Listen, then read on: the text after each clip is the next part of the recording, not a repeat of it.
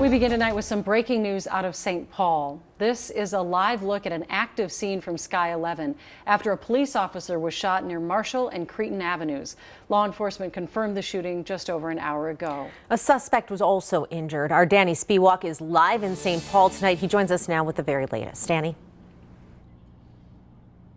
Well, tonight, all that St. Paul police have confirmed is that an officer and a person they're describing as a suspect have both been injured, and that a shooting occurred at this intersection at Cretin and Marshall here in St. Paul. But police have not said if both fired shots. They have not said if they both fired shots, whether one of them fired first. So there's a lot of details that we just don't know at this time.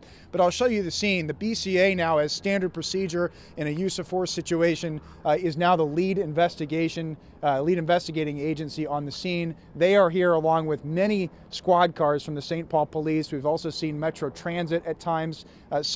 Just dozens of police officers here on scene for the last couple of hours. There was a car that was the focus of this investigation, it appeared, or at least part of it, that had bullet holes on the exterior here at this intersection of Cretin and Marshall. If you know this area, you know it's a busy intersection. It's just a couple of blocks south of I-94. It's near the University of St. Thomas. And this happened, of course, just after 2 o'clock. Police have been looking not only at the car that was in the middle of the intersection, but we also saw them going door to door, interviewing witnesses and neighbors who live near this intersection, taking down notes from those conversations, trying to figure out if they had heard anything. We also spoke ourselves to a witness, someone who works in the coffee shop across the street. They told us that they heard this all unfold this afternoon. I was just working back here, and then I heard a loud boom, and I'm assuming it was something in the store. And I'm like, I don't really know what's going on. And then I heard another one, and I'm like, okay, it's getting kind of weird. I look out, I see like 10 cop cars and security tape everywhere. And I'm just honestly, I'm kind of shaken up by it. We are expecting a news conference from St. Paul Police at some point this evening, possibly in the next couple of hours. At that point, we should know more about what transpired here this afternoon, but just a lot of unanswered questions still, not only from us, but also a lot of people in the neighborhood wondering just what exactly happened here this afternoon. Back to you. All right, Danny, thank you.